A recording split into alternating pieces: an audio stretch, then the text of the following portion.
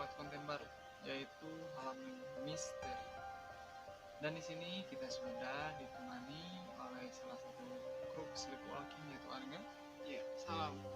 Nah, untuk halaman misteri kita menceritakan cerita mistis yang dialami oleh pribadi ataupun orang-orang yang spiritual mistis. Jadi gimana nih, nggak ada ceritanya atau ada pendapat cerita hal mistis ini?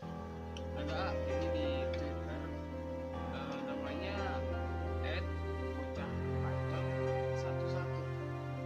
Oh, jadi guys, kita sudah mendapatkan cerita mistis dari Twitter. Salah satunya akunnya itu @bocah_bacot11. Dia mengalami pengalaman yang lumayan mistis lah. Boleh saya mulai? Boleh, silakan. Eh, Kejadian ini tenar sewaktuku masih SMP kelas 3. Sangat tenar, hingga bahkan sampai ke pulauku. Oh, jadi guys, ternyata cerita ini yang dialaminya itu pada masa lampau, pada saat ia di kelas 3 SMP dan sampai tenar di daerahnya itu cerita. Jadi gimana lanjutannya? Sore itu lagi banyak tamu, jadi gue lebih milih duduk nangkring di teras rumah. Sampai maghrib, satu persatu tamu udah mulai pulang. Aku masuklah ke dalam rumah, dan ternyata mereka lagi bertukar pendapat akan kejadian yang terjadi beberapa hari lalu. Jadi ternyata di salah satu rumah ini ya, yang mengalaminya cerita yang menurut cerita ini ada salah satu perkumpulan atau yang dibilang mereka bertamu mereka, dan ternyata mereka itu sedang membahas hal kejadian yang sudah beberapa hari lalu. Terus gimana? Terus mama nyuruh dia, teh lebih yang di dapur bawa ke sini. Keluar dari dapur, ku tenteng beberapa gelas teh yang udah mendingin. Mama kalau bikin teh memang selalu dilebihin, karena tahu yang nemu pasti bakalan ada lagi. Benar saja, kakek dari pihak papi datang berkunjung bersama istrinya. Datuk Sidi atau Mila dari mana? Tanyaku antusias menaruh teh di depan mama. Bagiin dulu tehnya, kata mama. Dari rumah cucu, nak. Beto udah datang ke sini. Oh, jadi gini guys, sebelumnya itu mamanya sudah berinisiatif untuk menyediakan teh yang lebih, karena nanti pasti akan ada tamu yang datang lagi, datang yang lebih. Dan ternyata betul ada Datuk Sidi serta atau Mila. Dan Datuk Sidi itu bertanya, siapa tadi itu kalau nggak salah? Oh iya, Bento. Nah, Bento yang ditanya itu Datuk Sidi itu siapa sih? Enggak. Beto itu salah satu orang rumah yang sering bantu mama dan kerja dari papi. Baik. Gimana lanjutin?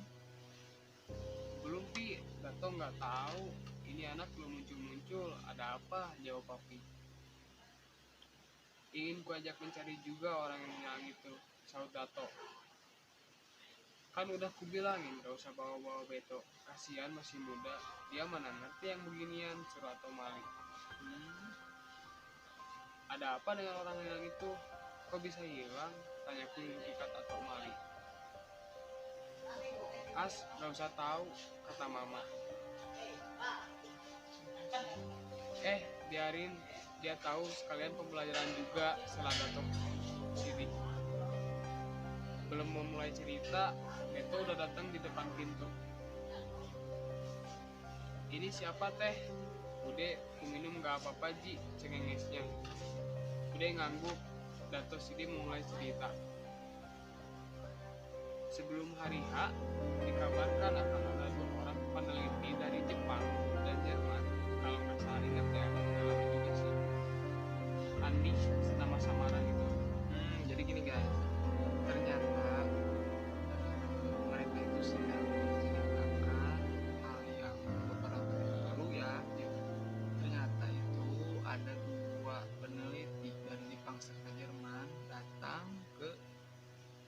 daerahnya dan ditemani Andi.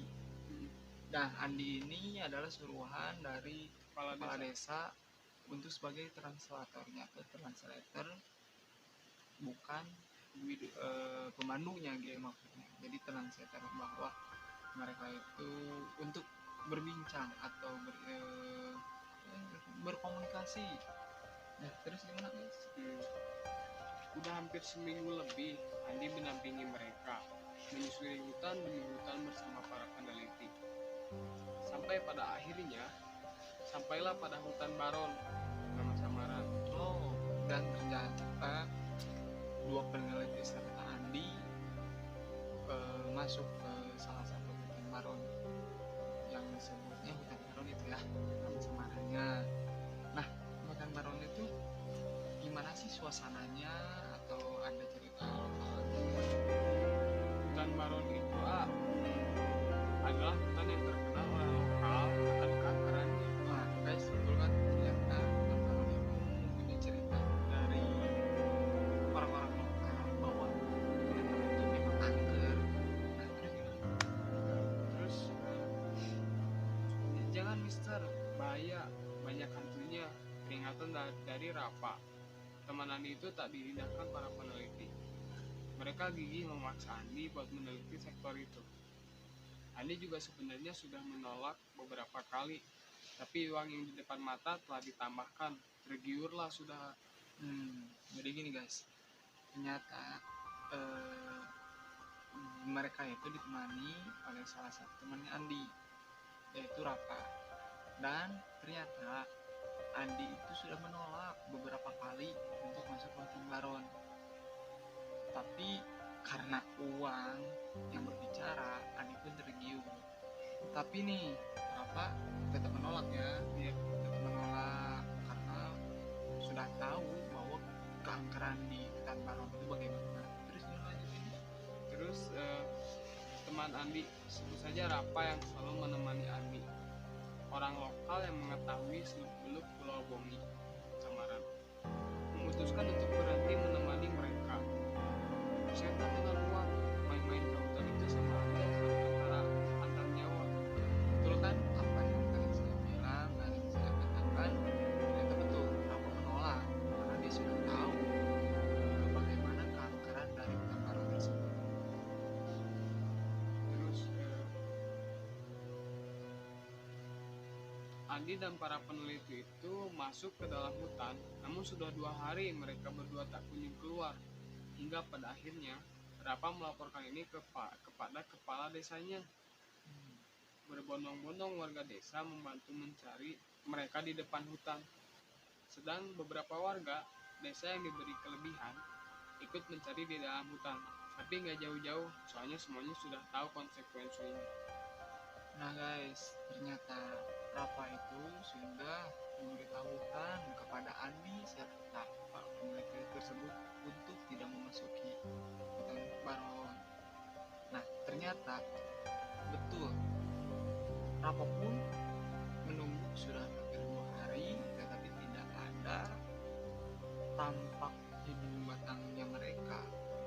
Dan Rapa pun melapor kepada kepala desa, serta kepala desa pun membuat sayembara ataupun pengumuman bagi kepada warga ataupun orang-orang yang bisa mempunyai ilmu lebih atau bisa melihat hal gaib untuk mencari mereka. Terus Pak Kades kalah kabut ditanyai oleh teman-teman para peneliti. Hingga akhirnya dikeluarkanlah sayembara oleh teman-teman para peneliti itu.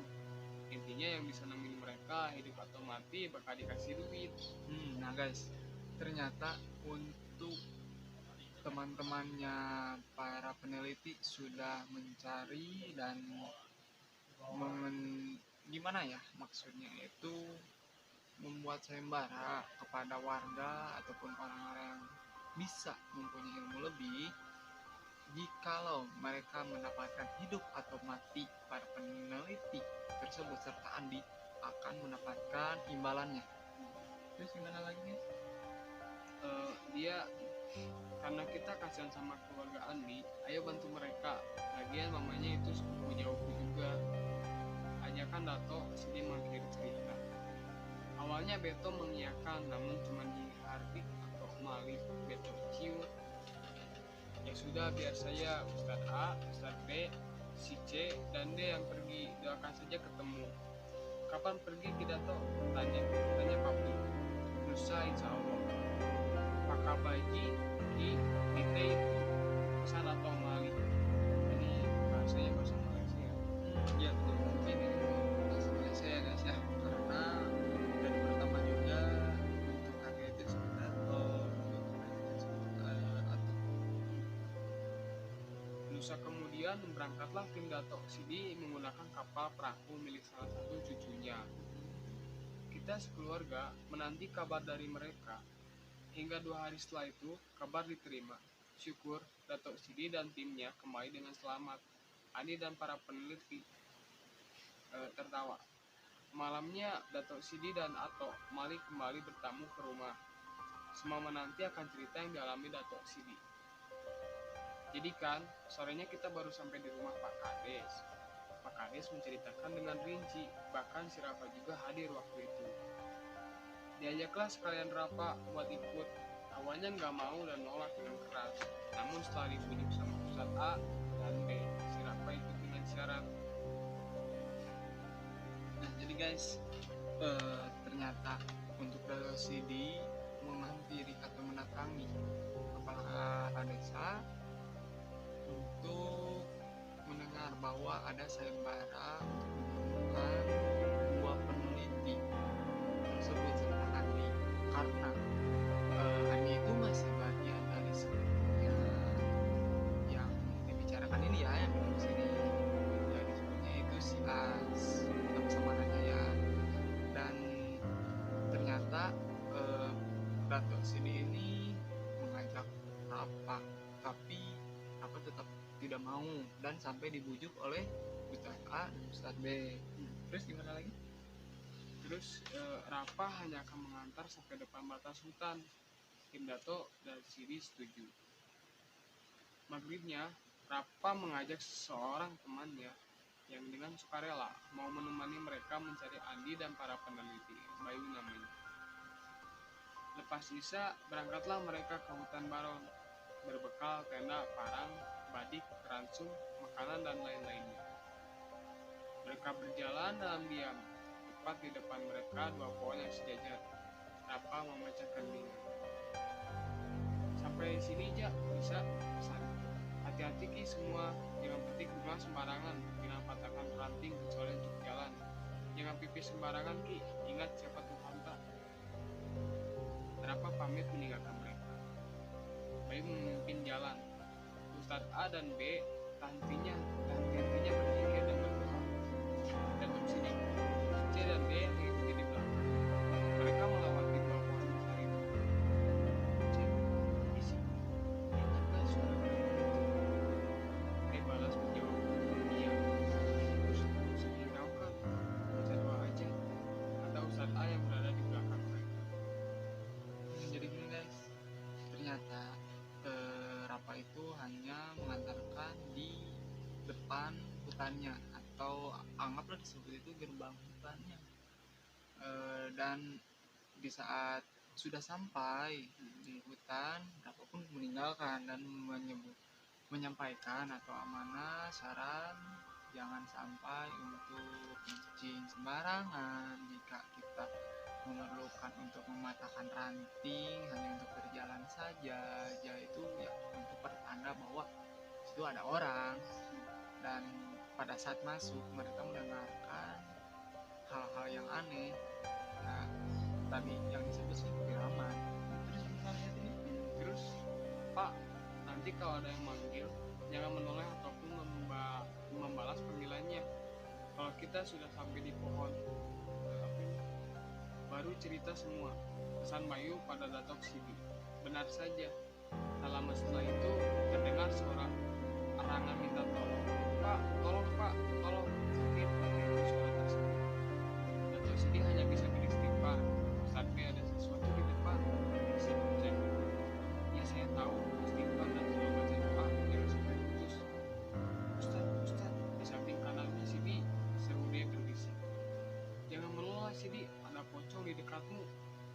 teriak C yang diredam. Sungguh sangat tidak membantu. Datuk Sidi tak berani menolak. Benar, bau bangkainya sangat menyengat. Berarti emang tanda-tanda yang itu emang bau menyengat gitu ya? Ya, jadi gini. Ternyata siapa sih yang ngasih tahu tuh kalau nggak salah Bayu gitu ya. Kalau ada yang manggil atau menyebutkan nama, kita jangan menoleh ke belakang, maksudnya gitu. Dan ternyata betul pada saat berjalan di jalan sore-sore hutan, ada yang merintih-merintih kesakitan dan saling meminta tolong. Dan entah beberapa saat kemudian ada sosok pocong yang ada di salah satu pinggir, di pinggir siapa Ustadz atau siapa gitu ya dari sininya. Dan di situ pun langsung tercium bau yang sangat menyengat, itu bau bangkai. Jadi kalau kita menemukan salah satu makhluk atau misalkan menemukan pocong, memang selalu tercium bau bangkai. Ada sih yang menarik. Ustad kita dikelilingi bisik Bayu yang juga gemetar. Teruskan jalan, jangan dihiraukan. Sudah dekatkah? Tanya Ustad B. Lumayan Ustad, 20 menitan lagi sampai mie di pohon. Kalau begitu jalan terus. Sepanjang 20 menit itu, mereka diawasi dengan sangat ketat oleh makhluk-makhluk di sana. Itu adalah 20 menit terlama yang pernah Datuk Sidi rasakan. Ingin rasanya menangis dan menyerah saja, namun kasihan, Andi dan para peneliti itu bisa tersesat selamanya. Begitu sampai di pohon itu, mereka segera memasang tenda. Jam menunjukkan 10 malam. Mereka berkumpul di depan perapian. Kenapa kau bisa tahu di sini ada pohon? Tanya Ustadz A pada Bayu. Sebenarnya Ustadz, saya pernah tersesat juga di sini. Ada barangkali seminggu. Saya tidur di sini. Saya pakai daun pohon ini untuk tidur. Dan saya yakin Andi dan para peneliti itu akan ada di pohon A. Terus bagaimana caramu bisa keluar? Tanya Datuk Sidi. Saya diantar sama orang asli hutan ini. Mereka antar saya sampai ke pohon.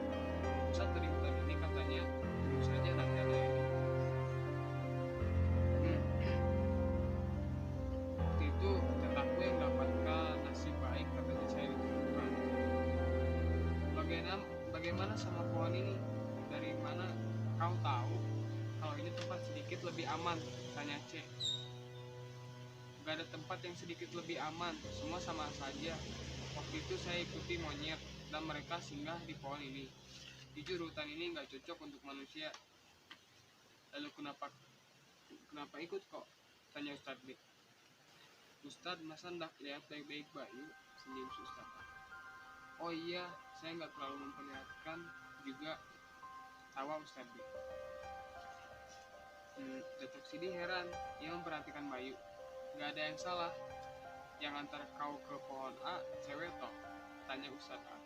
Iya Ustadz, dari mana kita tahu? Dia yang kasih kok mimpi toh. Buat ikut kami cari Andi sama peneliti itu.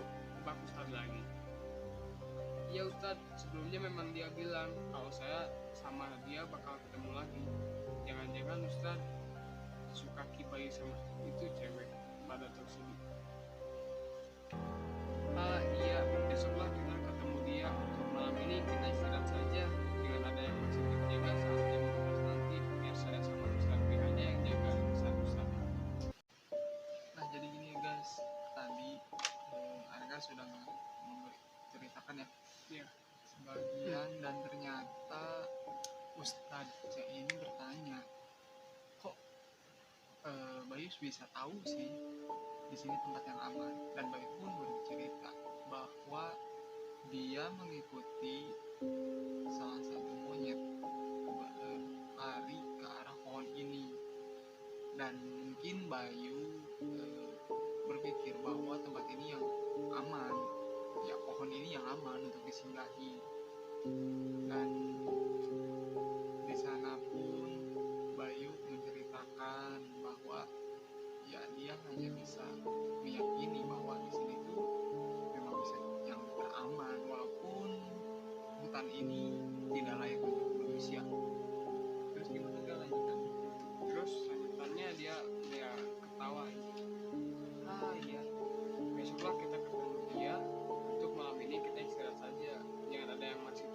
saat jam 12 nanti. Biar saya sama Ustadz B yang jaga, pesan Ustadz A. Malam semakin larut menuju malam. Ustadz A dan B masih setia berada di luar. Namun Datuk Sidi tak kunjung tidur. Telinganya lebih awas dari biasanya. Tak tenang tidur atau parah, sekedar menutup mata. Tak lama, bayangan Ustadz A dan B terlihat memasuki tenda si C. Sedang Bayu dan D satu tenda bersama Datuk Sidi. Srek, srek, bunyi gesrekan daun seperti terseret sesuatu. Srek, srek. Suara itu seakan bermula dari belakang tenda hingga ke depan tenda. Srek, srek. Datuk Sidi mengangkat kepala mengikuti gerakan itu. Sialnya, bayangan sepasang kaki terpotong berhenti tepat di depan tenda mereka. Datuk Sidi gemetar ketakutan. Ia menoleh ke kiri, memastikan apakah ada yang mendengarnya juga. Dek sedang membeku memperhatikan sepasang kaki itu. Sret. Bunyi tarikan resleting tenda mulai dibuka secara perlahan. Resleting itu mulai terbuka setengahnya.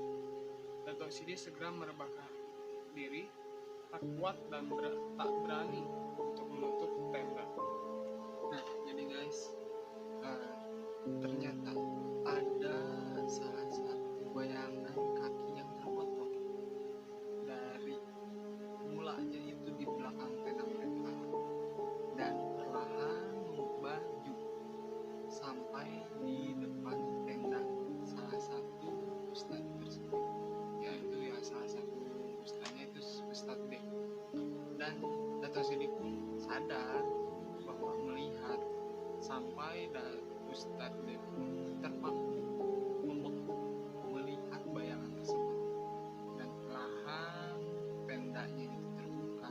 Tapi karena Datuk Sidi tak kuat untuk gimana ya disebutnya, mungkin tak kuat karena ngantuk, jadi Datuk Sidi pun terbahan di dalam tendanya. Terus gimana ya lanjutannya? Lanjutannya seperti ini. Keesokan harinya, tenda sudah dalam keadaan terbuka lebar-lebar. Ada bekas kaki di dalam dan di luar tenda.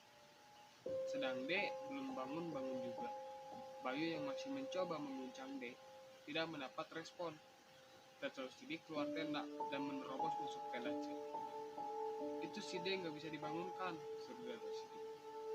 Astagfirullah, bergegas Ustadz A keluar dan bersimpuh dekat Bayu. Entah apa yang dilakukan, tak lama dia terbangun. Dia diminumkan segelas air. Pandangan ketakutan dan syok masih terpampang nyata di wajah pucatnya. Istighfar D, istighfar Allah, pesan Ustadz B. Sambil menunggu D, baik kan? Bayu bercerita, kalau semalam cewek itu datang lagi dan berpesan untuk berangkat lepas tengah hari. Setelah dia baikan, tim Datuk Sidi berangkat sesuai dengan pesan cewek tadi. Mereka berjalan di tengah gelapnya hutan. Saking gelapnya, sinar matahari pun hanya bisa menembus percak kecil-kecil di rimbunnya. Tak lama, mereka menemukan sebuah kota yang sangat berbeda dengan kota yang biasa kamu lihat. Orang-orangnya terlihat sangat maju. Kendaraannya tak seperti kendaraan yang biasa kita pakai. Gedungnya aneh-aneh. Sepanjang jalan, mereka hanya bisa melongo melihat kota itu. Ada satu yang aneh dan ganjal. Orang-orang tersebut tak mempunyai pitrum dan kaki-kakinya juga tak normal. Saat sedang asyik mengamati, seorang dari mereka menghampiri. Datuk Sidi tak terlalu memperhatikan, sebab cewek itu hanya berbincang dengan Bayu serta Ustadz A dan B. Tak lama mereka diantar berkeliling kota. Ada banyak hal yang ingin ditanyakan, namun Datuk Sidi tak memberikan banyak cerita. Begitu tur selesai, cewek itu mengantar mereka ke ujung kota. Datuk Sidi kembali tak tahu apa yang dibicarakan Bayu, Ustadz A dan B. Ia, C dan D fokus menikmati indahnya tempat itu. Kalau menurut A ini kotanya itu seperti kota gaib atau ini apa gitu. Jadi gini nih, tadi kan disebutkan pada saat mereka bangun, datanglah seorang wanita. Kan sebelumnya itu nggak bahwa itu hutan sangat lebat dan tidak terlihat cahaya matahari yang cuma bisa tertembus oleh daun-daun yang rimbun, itu pohon-pohon rimbun. Tapi kalau kita pakai logika, kok bisa ada kota di dalam hutan dan mereka pun sudah maju, cuman yang hal gagalnya itu kan kakinya Andi dan yang lainnya. Tapi yang berbincang itu Bayu serta wanita tersebut kan. Mungkin mereka itu memasuki salah satu gerbang makhluk halus dan mereka belum sadar. Lanjutannya begitu cewek itu pergi, Ustadz berkata, dari sini kita jalan terus. Ani dan peneliti itu berada di pohon A. Begitu menemukan mereka, kita harus bergegas meninggalkan tempat itu. Akan ada yang memandu di jalan nanti, jelasnya. Datuk Sidi dan tim kembali berjalan. Hampir sekitaran sejam, sampailah mereka pada sebuah pohon yang teramat besar. Daunnya sangat lebar, buahnya merah dan besar. Besarnya raksasa. Di bawah pohon itu, tergeletak Andi dan dua peneliti asing. C. Membopong peneliti Jerman. Datuk Sidi memampa Andi, sedang D. membopong peneliti Jepang. Kedua peneliti tak sadarkan diri, sedang Andi terlihat linglung dan kehabisan tenaga. Seekor monyet menghampiri, ia menatap Bayu beberapa detik lalu mulai berlari. Bayu spontan ikut berlari, dan seluruh tim bergegas meninggalkan pohon itu. Alhamdulillah, kami semua pulang dengan selamat. Peneliti langsung diangkut sama teman-temannya. Sedang Andi dibawa Mi ke rumah sakit. Datuk Sidi mengakhiri cerita. Bagaimana Mi sekarang Andi? Datuk tanya.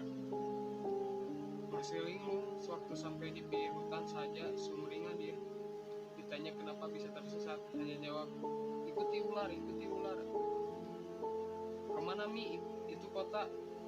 Datuk, masih ada Ji. Kenapa tak bisa dijumpai? Tempat itu sebenarnya kampung. Waktu masih zaman penjajahan, orang-orang pintar sepakat buat sembunyian itu tempat dari Belanda dan perompak. Sampai pada akhirnya, orang-orang pintar itu mati, tapi kampung itu masih tersembunyi dari mata biasa. Jelas Datuk Sidi. Bagaimana uangnya Datuk? Diambil Ki? Tidaklah, mana Datukmu berani itu ambil uang dia pergi karena memang niat membantu. Uang itu tidak diambil, malah diusulkan buat perawatannya, Andi saja. Atau maling menimpali. Itu makanya ada banyak hal duniawi bisa dikejar, tapi ingat Allah kuasanya lebih besar. Apa yang dia berikan lebih bermakna dan berarti, pesan Datuk Sidi. Tidur saut mama, tidur Mi sana. Malam itu diakhiri dengan pesan yang sangat dalam dan almarhum Datuk Sidi. Hai guys, kita akan mengulas dari awal sampai akhir cerita bahwa untuk cerita ini dialami pada saat kelas 3 SMP dan sangat tenar di daerah dia. Jadi ada salah satu di saat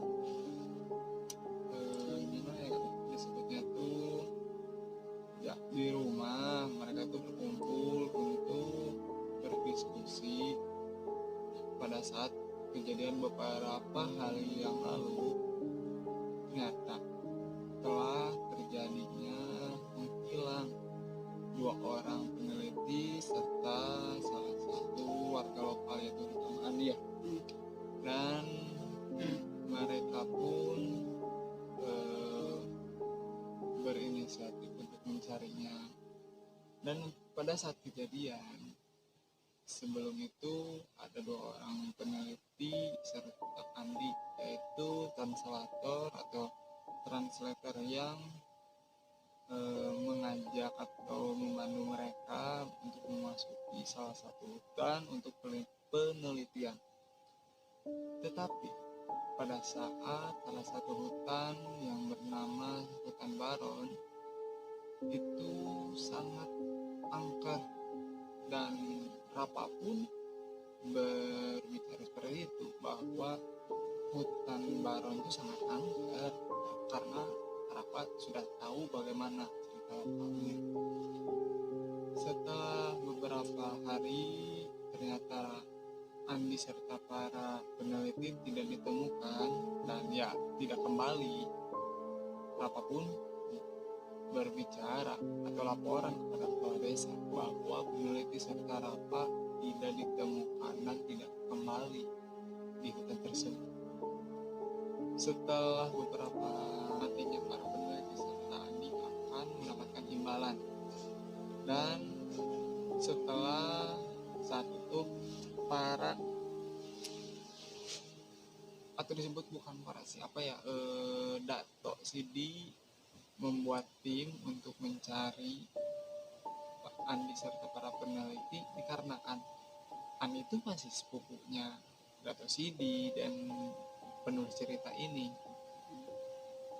karena mereka itu kasihan kepada keluarga Andi. Setelah Dato Sidi mendengarkan dari kepala desa, Dato Sidi pun mengajak, yaitu siapa sih yang dicari sama Dato Sidi itu? Ustadz A gitu. Ya, Ustadz A, serta mengajak salah satu yang pembantunya yang suka membantu orang tuanya si As ini, Itu si Beto. nah mengajak Beto serta Rapa untuk mengikut, tetapi mereka hanya berani di depan disebutnya di depan gerbang hutan. Dan lanjut ceritanya, Rapa serta Beto pun berbicara bahwa memberi saran jangan sampai mendengarkan serta membunyikan ranting kecuali untuk jalan kaki, untuk menandakan bahwa di situ ada orang. Setelah masuk ke dalam hutan, Dato Sidi pun mendapat disebutnya saran kembali dari Bayu, salah satu timnya. Bayu pun berkata begini, jikalau ada yang memanggil atau meminta tolong, kalian jangan menoleh ke belakang. Selang beberapa waktu adalah orang yang meminta tolong serta merintih kesakitan. Mereka tidak menoleh, tapi ada salah satu ustadz yang menoleh. Ternyata di pinggir salah satu ustadz ada sesosok penampakan pocong. Di selangi penampakan tersebut tercium baunya bangkai yang sangat menyengat. Di saat menempuh perjalanan, mereka pun menghiraukan, dan Bayu pun berbicara, di sini nih tempat yang paling aman untuk di hutan. Dikarenakan sebelumnya Bayu sudah pernah memasuki hutan ini, dan Bayu pun mempunyai kejadian diikuti atau didatangi oleh salah satu monyet, dan Bayu pun bersikeras berpikir bahwa satu bayangan kaki yang terpotong terdengar dari belakang sampai ke depan untuk melangkah kaki. Dan ternyata benar, Dato Sidi serta Ustadz B melihatnya sampai membeku. saking takutnya sampai membeku begitu. Gimana kalau kita real asli? Gila kaget kami. Dan Dato Sidi pun karena tidak kuat menahan kantuknya, Dato Sidi pun rebahan serta tertidur. Keesokan harinya pun Dato Sidi melihat dan pena yang di Ustadz D sudah terbuka sangat lebar dan melihat ada jejak kaki dari dalam dan keluar. Sampai Bayu pun membangunkan Ustadz D itu tidak bangun-bangun dan tidak sadarkan diri. Setelah beberapa saat kemudian Ustadz D tersadarkan dan dibantu untuk meminum yang diberikan oleh Ustadz A, dan dia pun tersadarkanlah. Selang dari situ datang seorang wanita yang memandu mereka memasuki ke hutan, sampai mereka pun melihat dengan keanehan bahwa di sini ada kota, seperti kota yang sangat maju, kendaraan yang sangat maju, serta rumah-rumah yang sangat maju. Tetapi ada yang kejanggalan di sini. Kaki-kaki mereka itu berbeda dengan kaki-kaki manusia asli. Dan Ustadz pun berbicara, sebenarnya ini bukan perkotaan, tapi ya kita lanjutin aja lah perjalanan. Sampai Bayu serta wanita itu berbincang lama, Bayu pun melanjuti dan tim melanjuti perjalanan, sampailah ketemu di salah satu pohon yang besar, daunnya lebar dan buahnya itu aneh yang berwarna merah. Ternyata di bawah pohon itu ada dua peneliti serta Andi, dua peneliti yang sudah tidak sadarkan diri, dan Andi yang sangat tidak ada energi untuk berdiri, ngomong pun susah. Sampai datanglah seekor monyet yang menatap Bayu beberapa detik lalu lari. Bayu pun spontan lari dan mereka pun lari membawa dua peneliti serta Andi tersebut. Setelah itu lanjutlah mereka itu terselamatkan di hutan tersebut dan keluar. Dan untuk dua peneliti tersebut dibawa oleh teman-temannya serta Andi dibawa ke rumah sakit oleh warga lokal tersebut. Dan Dato Sidi pun kembali pulang dan ditanyalah oleh Asin, gimana uangnya diambil. Ya, Dato Sidi berbicara, ternyata uangnya itu kita tidak ambil, tetapi lebih baik kita berikan kepada mereka. Uangnya dikasih Andi. Iya betul, untuk berobat ya, mereka sendiri gitu, untuk berobat. Mungkin di situ Dato Sidi memberikan hikmah kepada A serta Beto, jikalau jangan memasuki tempat angker yang sudah dipercayai oleh dahulu kala, karena ya itu keangkerannya bukan main-main, emang betul. Nah, jadi hikmahnya gini ya, karena cerita ini memasuki pada masa zaman dahulu ya, pada saatnya ternyata itu bukan kota, itu kampung untuk para disebut bilang orang pintar yang bisa melihat gaib untuk kesembunyian dari penjajah Belanda pada saat itu. Nah, untuk lanjutnya Dato Sidi pun berbicara bahwa kepada kita, memberikan saran, kita itu satu, jangan sombong, jangan ya fokus aja lah sama tujuan kita juga jangan sampai teralihkan oleh yang lain. Jikalau kita ingin meneliti ya udah meneliti, tetapi kita juga harus fokus sama tujuan kita. Nah, untuk hikmah selanjutnya guys yang saya berikan, jikalau kita memasuki salah satu tempat yang angker, kita jangan sombong, kita harus ada izinnya kepada mereka